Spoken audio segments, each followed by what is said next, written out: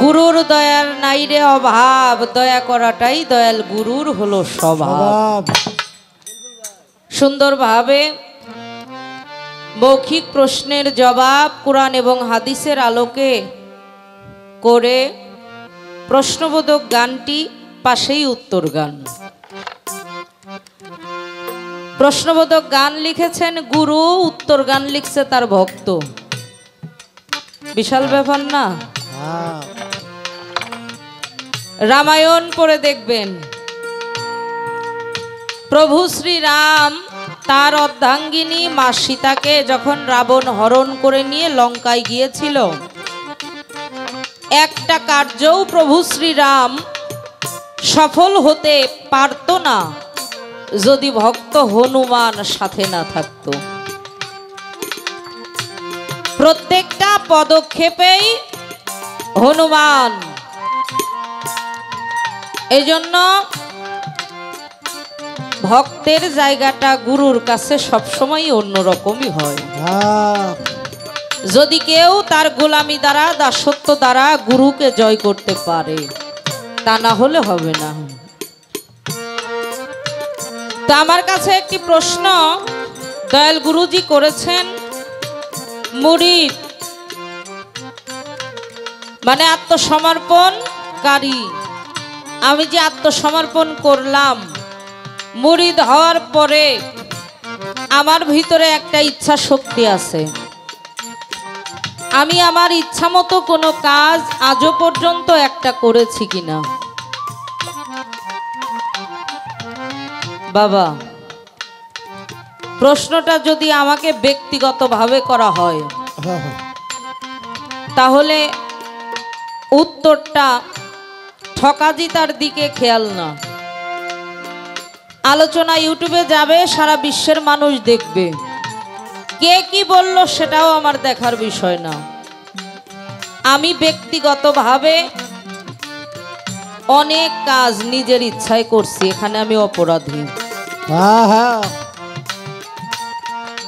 কাউকে দোষ দেই না, আমি আমার কাজে অপরাধী। কেন অপরাধী? যেই দিন মুরিদ হয়েছি সেই দিন থেকে গুরুর আদেশ ব্যতীত আমার চলা নিষেধ। এরপরেও আমি চলেছি। গুরুর আদেশ ব্যতীত কোনো কার্য করা নিষেধ আমি করেছি, এখানে আমি অপরাধী বাবা। এটা আমার ব্যক্তিগত মতামত। আর কেউ যদি দীনবন্ধুকে সর্বে সর্বা ভাবে আমি মুরিদ হলাম, আমার মুর্শিদ আমার কাছে সর্বশ্রেষ্ঠ, আমার মুর্শিদের চাইতে সুন্দর আমার চোখে দ্বিতীয় কোনো মানুষ নাই, আমার মুর্শিদকে পাইলে আমি রাসূলকে পাবো, আমার মুর্শিদকে পাইলে আমি আল্লাহকেও পাবো, এই ভাবধারা নিয়ে যারা চলে তারা গুরু বাক্য ছাড়া এক কদমও সামনে অগ্রসর হয় না। আর তারাই সফল হয় জীবনে, তারা সফল হয়। আমি পারি নাই, কিন্তু দয়া করে আপনারা করবেন। যারা দরবারের গোলাম আছেন, যে যার মুর্শিদের আদেশ নির্দেশ মেনে চলবেন, ভালো হবে, কখনো মন্দ হবে না। আর যদি মন্দ এসে সামনে দাঁড়ায়, ওটা দয়ালি ভালো বুঝবে। দয়াল বলছে, যৌবন আছে যার, যুদ্ধে যাওয়ার বয়স তার। এখন বুঝো মুরিদ কোন সময় হতে হবে। আসলেই তাই বাবা। সময় হারিয়ে দেখেন, 8 বছর বয়সে হিন্দু ধর্ম মতে একটা বালক, গলায় মালা, হাতে তসবি, আমরা ইসলাম ধর্মে বলি সনাতনে মালা, কাঁধে একটা ভিক্ষার ঝুলি, কপালে তিলক। 8 বছরের একটা ছেলে ঘর থেকে ভিক্ষার ঝুলি নিয়ে বের হয়ে গেছে ভিক্ষা করতে। তো অনেক বাড়িতে ভিক্ষা করতে করতে পর্যায়ক্রমে হাঁটতে হাঁটতে চলে গেছে রাজ দরবারে। রানী সেটা উপর থেকে লক্ষ্য করেছে। এত ছোট মানুষ, এখন তোর ভিক্ষার বয়স না। রানী নিজে স্বয়ং নিচে নেমে এসে ছেলেটাকে জিজ্ঞাসা করেছিল, বাবা এই বয়সে তুমি ভিক্ষা করো কেন? তোমার বাবা মা নাই? তুমি পেটের আহার জোগাড়ের জন্য ভিক্ষা করতে আসছ? ছেলেটা ডেকে বলেছিল, রাজমাতা আমার বাবা মা আছে, আমি পেটের নিজের আহারের জন্যও ভিক্ষা করতে আসি নাই। আমি সময় থাকতে আমার গুরু নামের ঝুলি নিয়ে বের হয়ে গেছি। আরে আমি মানুষের বাড়িতে বাড়িতে যাই, মানুষের দ্বারে দ্বারে ঘুরি আমার গুরু নামের ভিক্ষা নেওয়ার জন্য।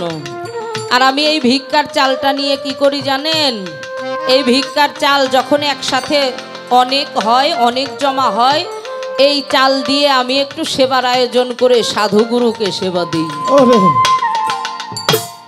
কেন? আমি ছোট মানুষ, এই বয়সে তো কেউ আমাকে কাজে নেবে না যে আমি অর্থ ইনকাম করব। এই বয়সে আমি কি কাজই করব? আমার দ্বারা তো কোনো চাকরিও হবে না। এই জন্য মানুষের দ্বারে দ্বারে থেকে এনে আমি সাধু গুরুর সেবায় লাগিয়ে দেই এবং ডেকে ডেকে তাদেরকে ভক্তি দিয়ে বলি, আপনারা আমাকে আশীর্বাদ করবেন, আমি আমার জীবনে যতদিন বেঁচে থাকি সর্বক্ষণ যেন সাধু সঙ্গ নিয়ে থাকি। এই জন্য বয়সেরও একটা ব্যাপার স্যাপার থাকে। বাবা কথাটা সত্য বলছেন, যৌবন থাকতে যদি কাজে না লাগাই অসময়ে ফসল পাওয়া যাবে না। গায়ে শক্তি, আল্লাহর ওলি যারা হয়, গুরু গোসাই যারা হয়, এদের শরীরে সবসময় 18 বছরের ন্যায় যুবকের শক্তি থাকে।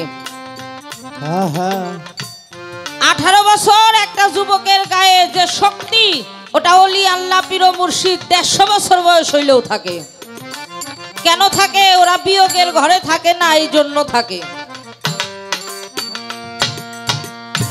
এখন বিয়োগের ঘরে পড়ে গেছি বাবা, করবেন কি? উদ্ধার তো করতে হবে। আমি শুনেছি গুরু দরবারে হারানো ধন ফিরে পাওয়া যায়।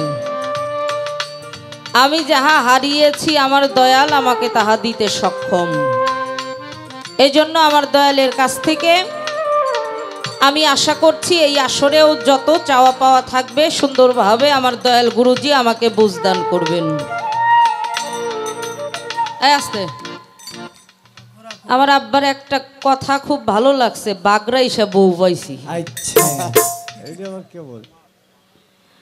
শুনেন, আমার বাউল কইতো, কয় পেট ভালো না আলো চালির দোষ, তাই না? যার পেট ভালো না, ইলিশ মাছ যদি, একটা কথার কথা, 1 টাকা 5 টাকা কেজি হলে ওর জন্য কি খুব ক্ষতিকর। যার পেট ভালো না 2 টাকা কেজি গাভীর দুধ ওর জন্য কি খুব ক্ষতিকর। আফসোস ওই সমস্ত শ্বশুর শাশুড়ি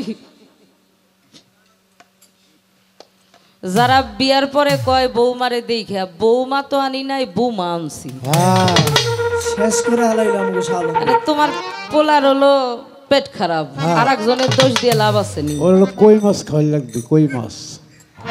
হ্যাঁ, ডাক্তারের কাছে নিলে কয় ভিটামিনের অভাব, ভালো করে বেশি বেশি ভিটামিন যুক্ত খাবার খাওয়া।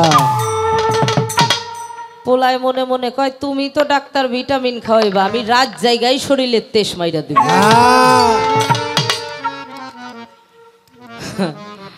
বাবা শুনেন, গুরু ধরলেই যে সেই মানুষটা কামলিয়াত প্রাপ্ত হবে এর কোনো গ্যারান্টি নেই। গুরু ধরলেই সেই মানুষটা ভালো হয়ে যাবে, খারাপ পথে যাবে না, এর কোনো গ্যারান্টি নেই।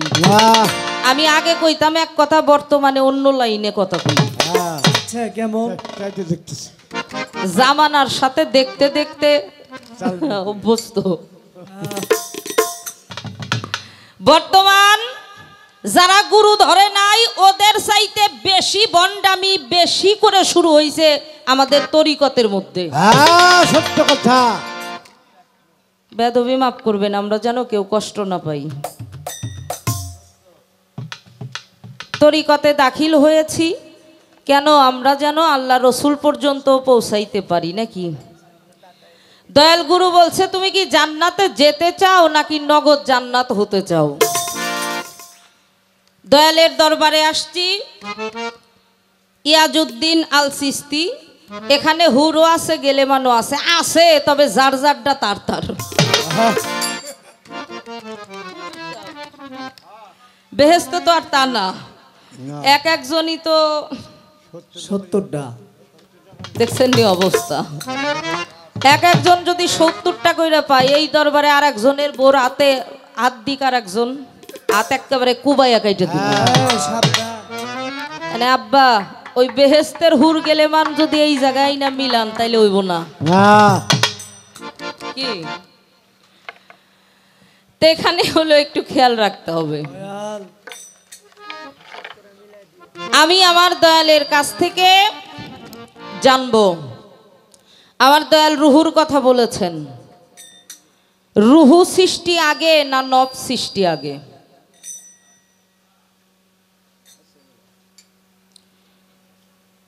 বাবা আসতেন, আচ্ছা। আমাদের ঝিটকা শরীফের হজরত গওহর শাহ তার একটি গানের মধ্যে আসছে, রুহু আগে না নফস আগে পয়দা করিয়াছেন সাই, আগে রুহু নফসের খবর জানতে চাই। নফসের কি বা কায়া হয়, মানে নফসের কোনো কায়া আছে কিনা, যদি থাকে বিষয়টা আমরা একটু জানবো। পাশাপাশি নফস বানাইলো কোন অভাবে পয়রা বানাইলো, এখানে ঠেকাটা ছিল কি আল্লাহর নফস বানানোর। এই নফস বানানোর কারণে কত ক্ষতি যে হচ্ছে এটা আমরা কিন্তু ভালোই বুঝতেছি না বাবা। আগে যাও একটু কম বুঝতাম, নেটের জামানা আসার পরে নেট খুললেই অহরহ অহরহ এগুলো মানুষ কেন করে, নফসের তাড়নাই তো করে। তাহলে এই নফসটা আল্লাহ যদি না বানাইতো আল্লাহর কি এমন সমস্যা হইতো। এই গানের কথাগুলো আমি আপনার কাছ থেকে জানবো। কয় আমার মা খুব চালাক, প্রশ্ন কইরা বইসা রইছে। আরে বাবা আপনাকে তো সব সময় পাই না, না পাওয়া যায় সিরিয়ালে।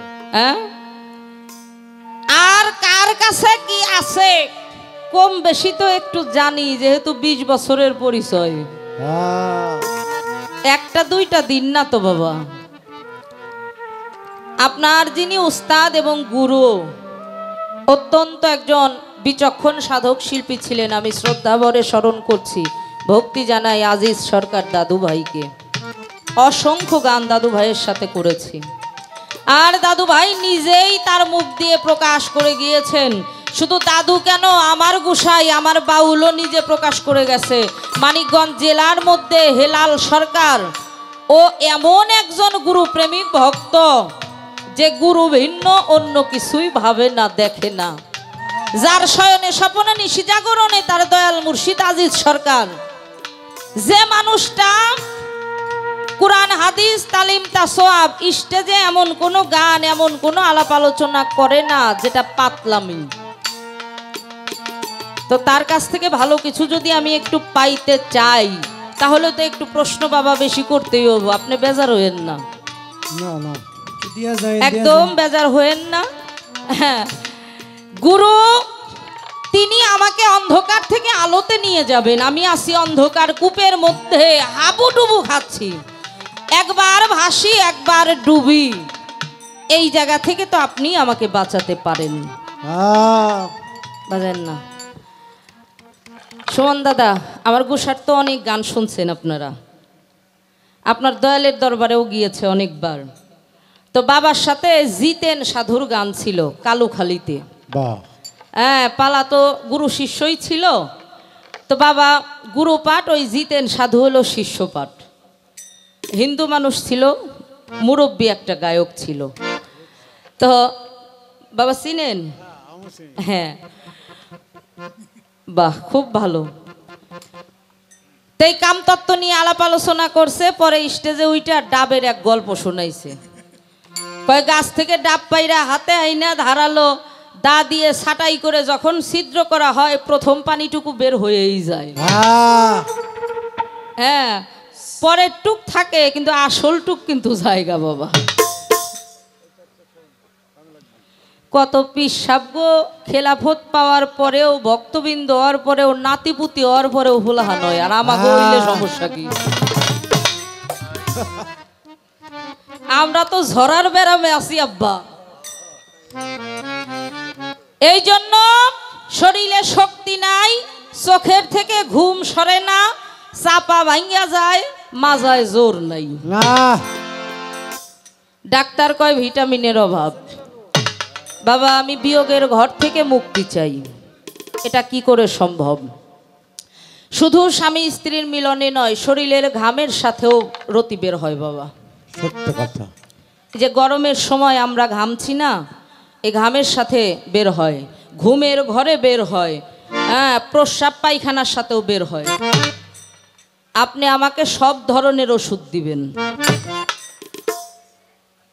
সব ধরনের ওষুধ দিতে হবে বাবা। যদি বলেন শুধু গুরু নামের মধ্যে থাকো, এই জায়গাও বেজাল আছে, এনেও বেজাল আছে। আমার বাবা যখন আমার মায়ের সাথে মিলনে আছে এমতো অবস্থায়, সে যদি তার গুরুকে স্মরণ করে, গুরু বর্জক যদি সামনে আসে, শরীরে তো কাম শক্তিই থাকবে না। দয়াল গুরু যদি কারো সামনে আসে, হৃদয়টা কোমল হয়ে যায়, আহারে আমার দ্বারা আমার মুর্শিদের ভজন হয় নাই, আমি কত বড় পাপী, কত বড় নরা কীট। তাহলে ওই জায়গায় বাবার শরীরে যদি কাম শক্তি না থাকে, মার অবস্থা কি? খুব অবস্থা খারাপ। হ্যাঁ, এই জন্যে শুধু গুরু বর্জক ধরলেও লাভ হইব না, অন্য কোনো বিষয় আদি হয়তো বা আছে, আমার জানা নাই, হয়তো বা এটা আমার গুরু আমাকে বলে দেবে। তা আমি প্রশ্নবোধক একটি গান আমার দয়ালের চরণে বাবাজান ফকির আবুল সরকারের লেখায় একটি গান করি। এক মেয়ে দিয়ে ৫-১০টা জামার মুখ দেখি, দেখি না বাবারা? এক ছেলে দিয়েও ৮-১০টা দেখি, তে এমন সন্তান যেন আল্লাহ আমাকে ঘরে না দেয়। হ্যাঁ, সুফসল যেন ফলে, তার একটা ব্যবস্থা আমার দয়ালের মাধ্যম দিয়ে আমরা একটু জেনে নেব।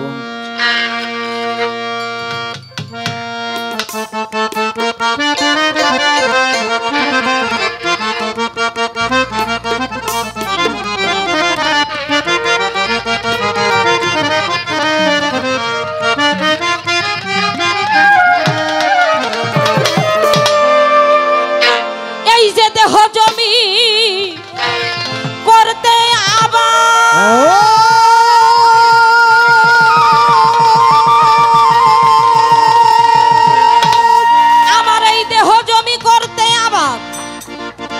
সকল কিছু হইয়া যায় বরবাদ।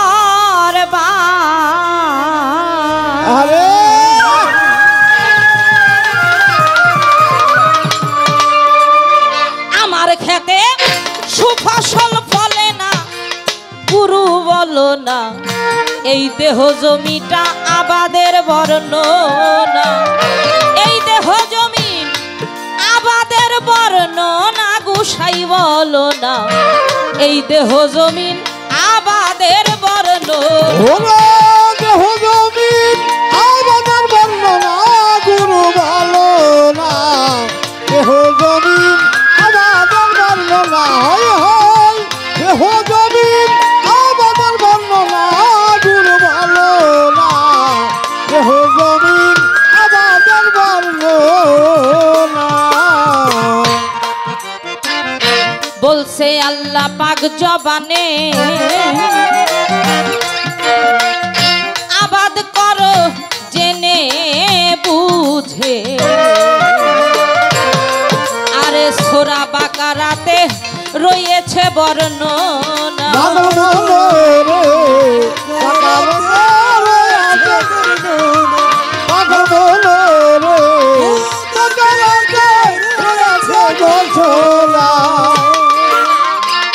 বলছে আল্লাহ পাক জবানে,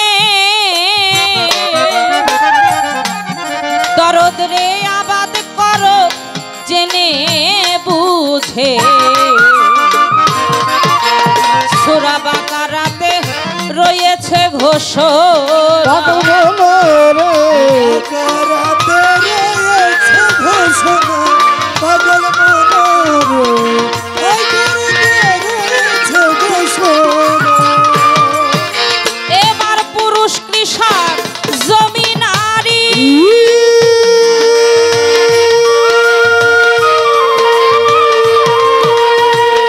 পুরুষ কৃষক জমিনারি আবাদ করো খেয়াল করি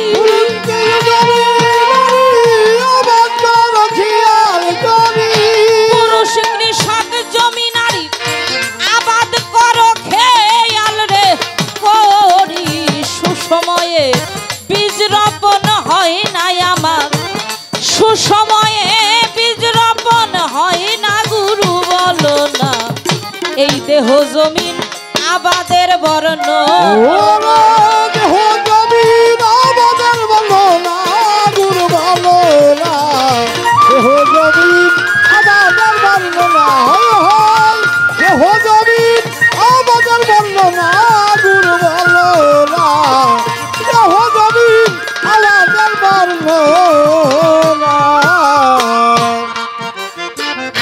কোন সময় বীজ করব রোপণ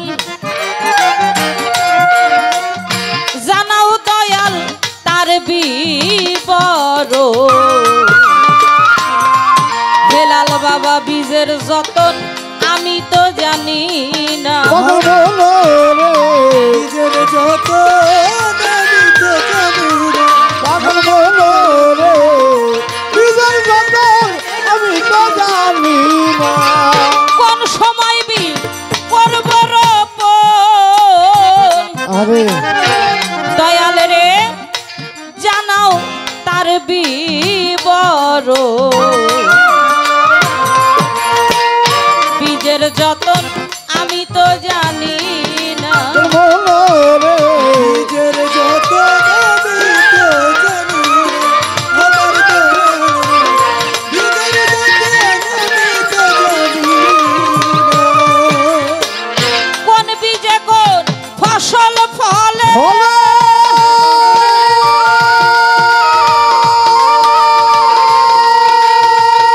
কোন বীজে কোন ফসল ফলে যোগের নির্ণয় দিবে বলে বলবি যখন বুঝাই বল তুই আমার দিবে বলে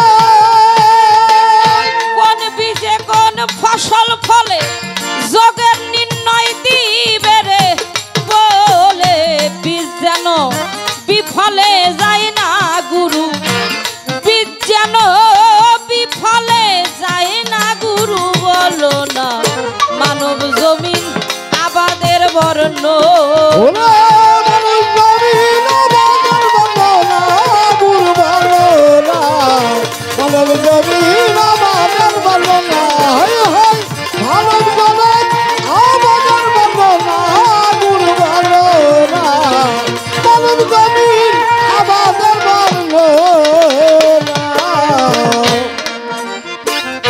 সারা বছর আবাদ করে যে ফসল আনিলাম ঘরে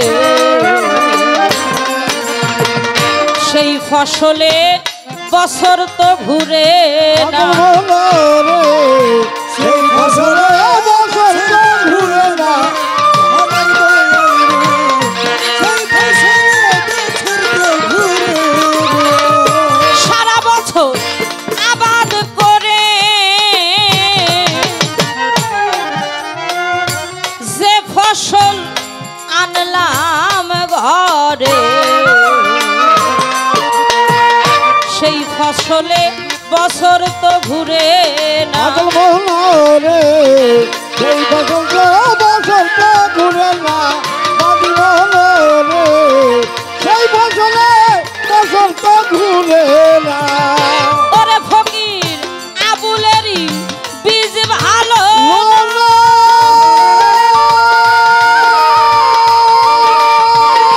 আরে ফকির আবুলেরই বীজ ভালো না তাইতে ফসল ভালো হয় না আগুনের বীজ ভালো না তাই তো ফসল ভালো হয় না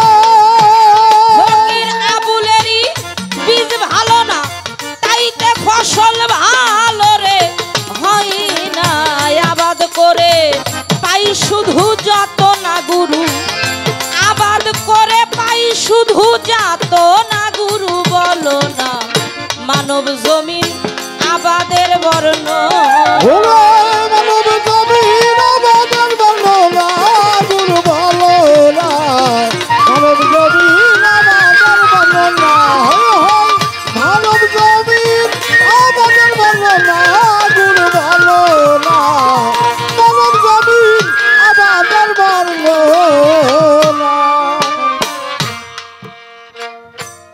বর্তমান সময়ে অনেক সন্তান মা বাবা বৃদ্ধ হয়ে গেলে হয় বৃদ্ধাশ্রমে রেখে আসে, আর না হয় পৃথক করে দেয়, আর না হয় বাড়ি থেকেই বের করে দেয়। বাবা, এইগুলো কি জন্ম দেওয়ার দোষে নাকি কর্মের জন্য? 5-6 দিন আগে নেটে দেখলাম মুখে দাড়ি, মাথায় টুপি, পাঞ্জাবি পরা লোকটাকে দেখে মনে হয় উনি অত্যন্ত একজন ধার্মিক এরকম দেখতে, উপরের সাজ পোশাক দেখে যেটা মনে হয়। কি করছে, নিজের মাকে, বৃদ্ধ মাকে 2টা হাত আর 2টা পা পিছন দিক দিয়ে বাঁধছে। ছোট একটা ট্রলির মতো গাড়ি, ওতে উঠাইয়া উপর দিয়ে বিভিন্ন কয়েক ক্যাথা কাপড়, যাতে হাত পা বাঁধা এটা মানুষের চোখে না পড়ে। হ্যাঁ, ভিক্ষা করতেছে, আমার মা অসুস্থ, মার চিকিৎসা করতে হবে, আপনারা একটু যদি সাহায্য করেন। এই যে বিষয়াদি বাবা, এটা কেন? এটা কি আমার দোষে নাকি ভাগ্যের দোষে? বিষয়টা কি, এই কথাটাও একটু জানবো। আসছি গুরু দরবারে।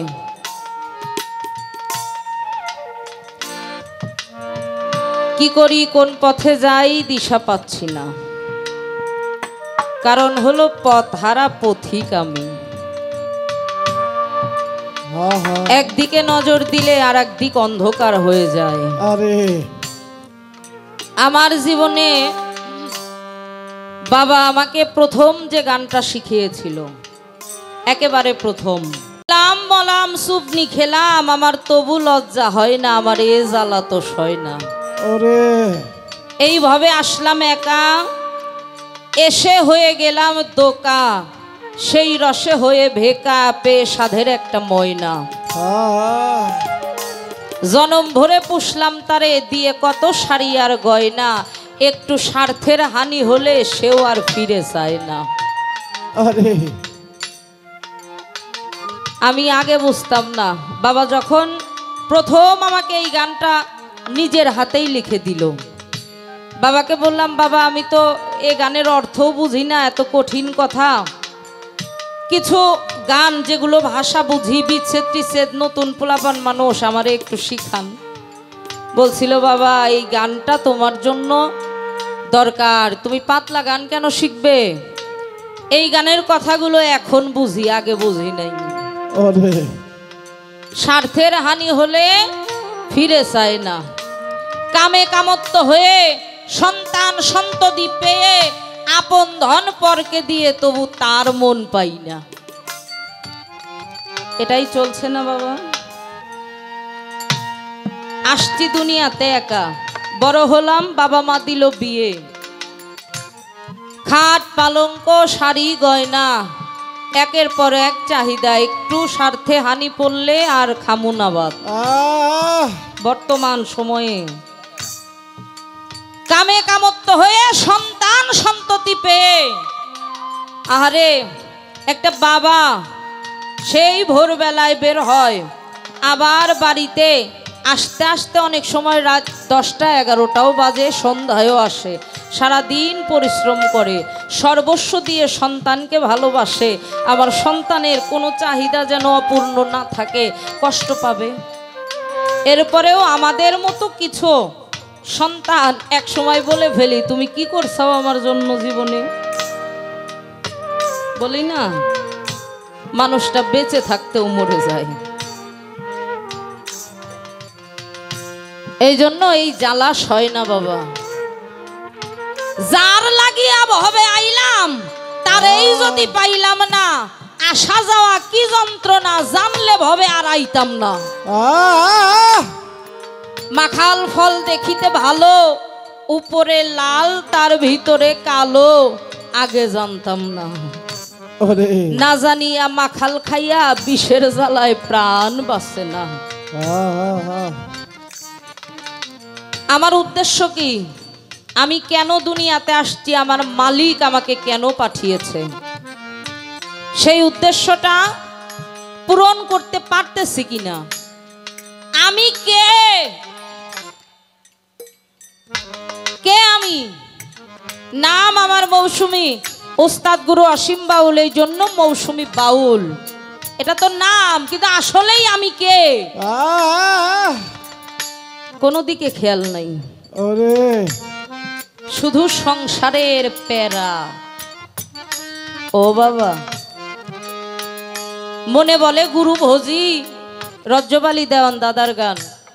6টা পাজি ঘোড়ায় মোড়ে, গুরুকে ধরবো কেমন করে, গুরুকে ভজবো কেমন করে, পারি না।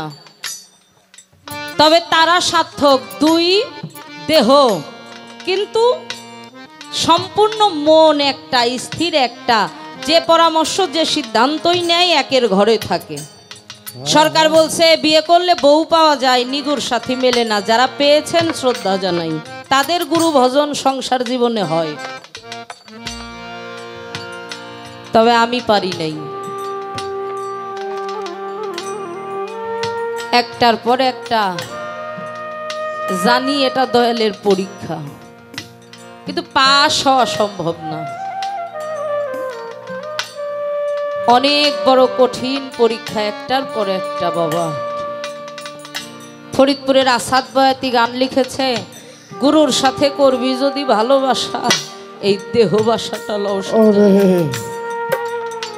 শ্যামলা কচি প্রিয়া আমার, শ্যামলা কচি প্রিয়া আমার, দয়াল গুরুর চাইতে মহাপবিত্র আমার কাছে অন্য কেউ আছে বাবা?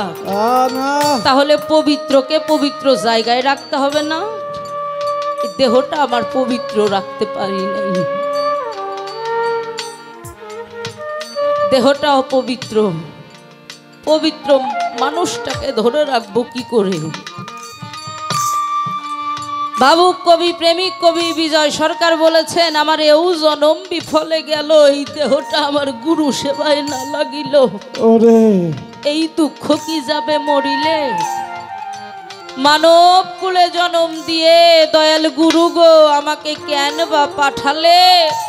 এই মানব জীবনটাই আমার গেল বিফলে।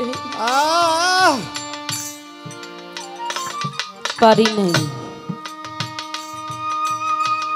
দয়াল ইয়াজউদ্দিন চান, উনি সশরীরে আছে দরবারের যারা ভক্ত আছেন, অনুরোধ করে যাই বেশি বেশি গুরু সঙ্গ করেন, বেশি বেশি ভালোবাসেন। সংসার জীবনের সঙ্গটা কম করে বেশি বেশি গুরু সঙ্গ করেন। আমি এখন বুঝি হারানোর পরে। সুমন দাদা, আগে যখন মানিকগঞ্জে নতুন আসছি, সাবিয়ানা টানাইলে আমি সেখানে থাকতাম। কি বাবা, এমনও মাস গেছে 50 পালা 52 পালা গান করছি দিন রাত মিলাইয়া। বাবা শুধু ফোন করছে, কিরে একটু সামনেও আসস না, একটু দেখতে মনে চায়, একটু আয় দরবারে। বাবা গান আছে, সময় তো পাই না। এক সময় কানবি, এখন বুঝি হারিয়ে। এই ব্যথাগুলো কাউকে দেখানো যায় না,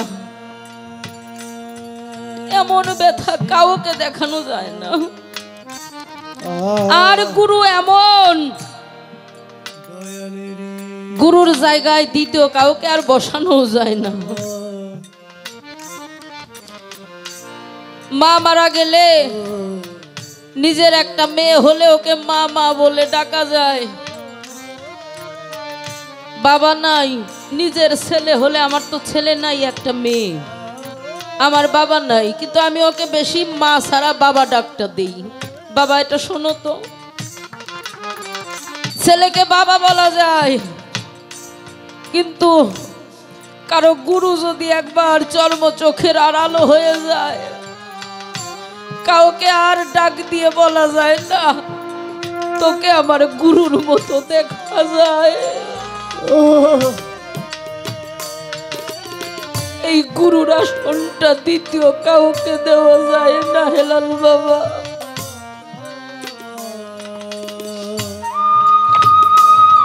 আসি বৃন্দাবনে, তবে কৃষ্ণ শূন্য বৃন্দাবন।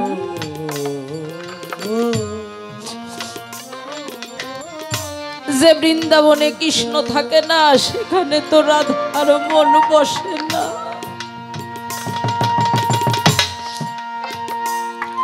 রাবেয়া বসরি আগুন আগুন করে চিৎকার করত, সবাই পানি নিয়ে আগুন নিভাতে আসতো, এসে আর আগুন পাইতো না।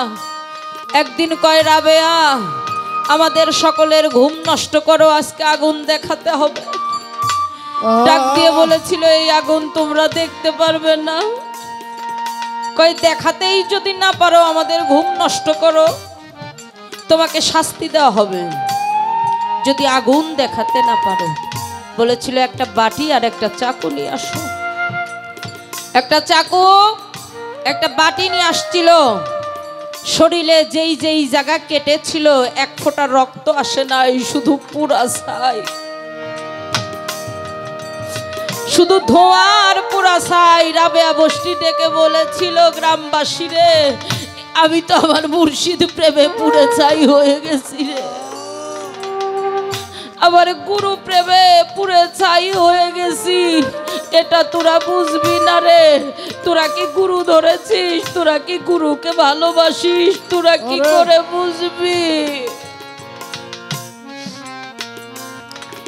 একবার সদয় হইয়া দাও দেখা, অসীম আমার ওরে, একবার সদয় হইয়া দাও দেখা, ও আজিজ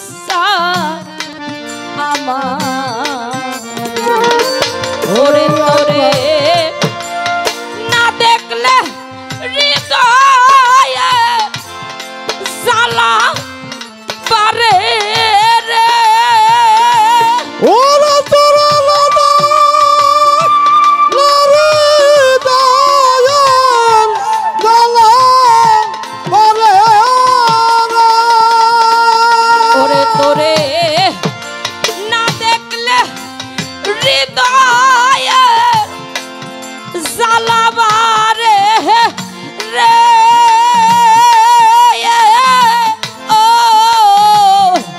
ও দয়াল চাঁদ রে, ওরে একবার সদয় হইয়া তাও দেখা, ও দয়াল চাঁদ আমার ওরে একবার সদাই হইয়া যাও দেখা,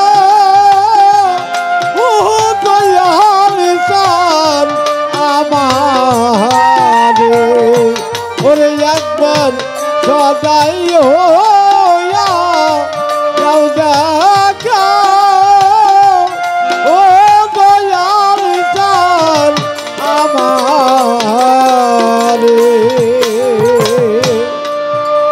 ধনের কাঙা নয় রে আমি, ও মুর্শিদ নিধনিয়া ধন তুই। দয়াল কোন ধনের কাঙা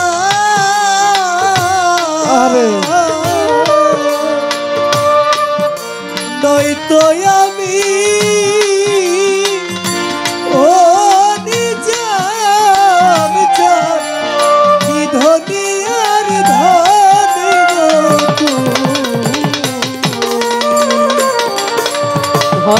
কাঙাল নয়কো আমি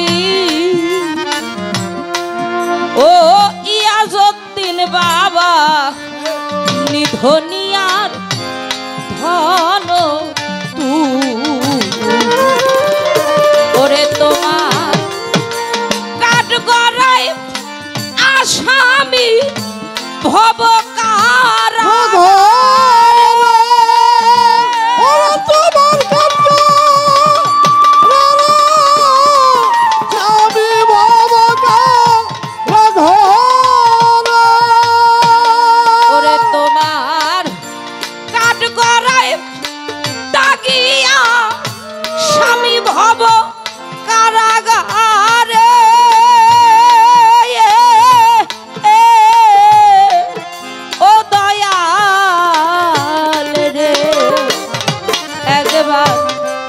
সদয় হইয়া দাও দেখা ও মুর্শিদ জান আমার ওরে একবার সদয় হইয়া দাও দেখা ও দয়াল জান আমার ওরে একবার সদয় হইয়া দাও দেখা ও দয়াল জান আমার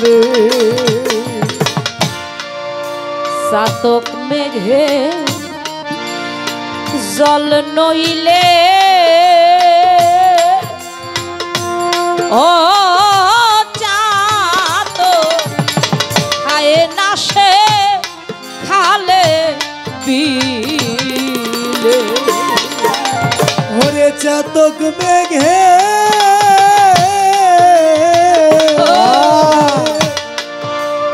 জলে না হলে ওই যদিন হয় না চাতক খালে ওরে ইয়াজউদ্দিন চান চাতক মেঘে জল নইলে ও হে লাল বাবা আয় না চাতক আলে বি ওরে তেমনি তোমার আশায় ভক্তের আখি জল ঝরে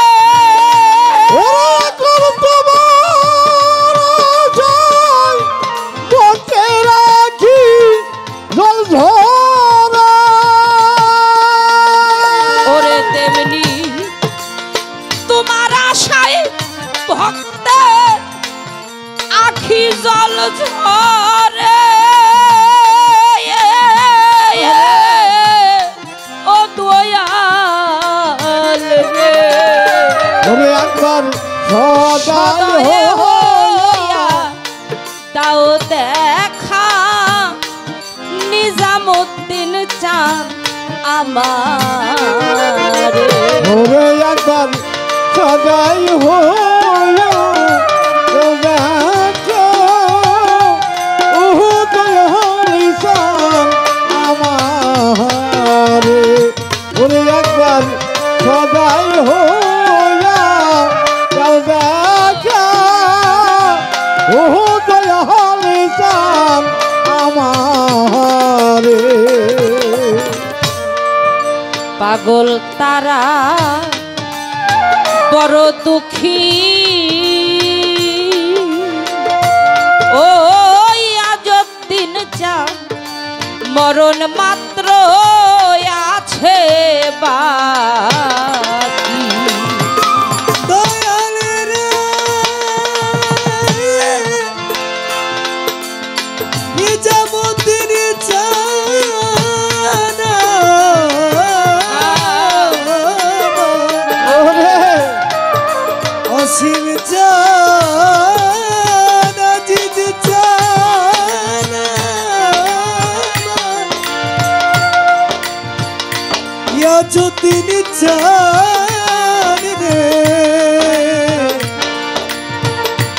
দরদি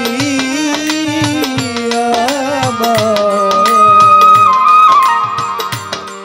দয়াল রে বান্ধব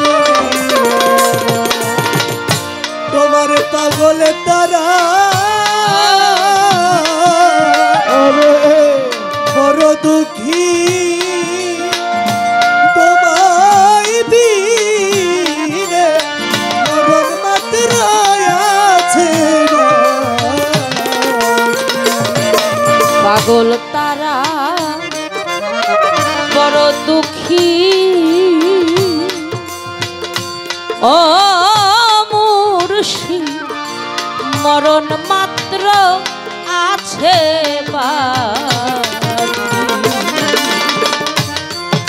বিদায় বেলায় থাকি অমর শিহরে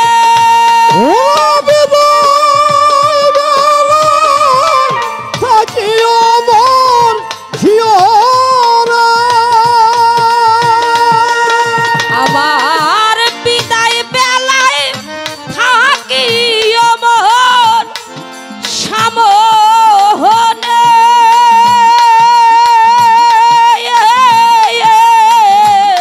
ও দয়াল রে একবার সদয় হইয়া দাও দেখা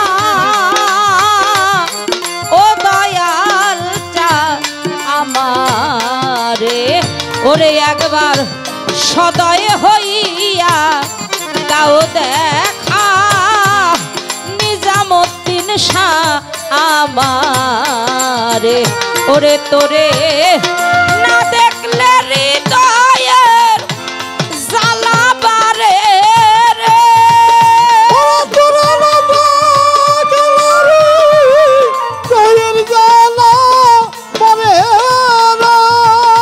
অসীম বাবা না দেখলে হৃদয়ের জ্বালা বারে রে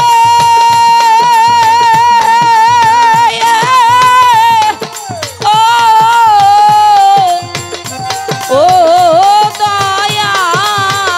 দয়াল রে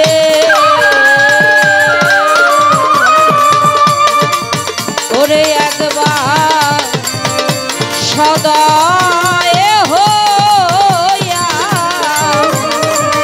দাও দেখা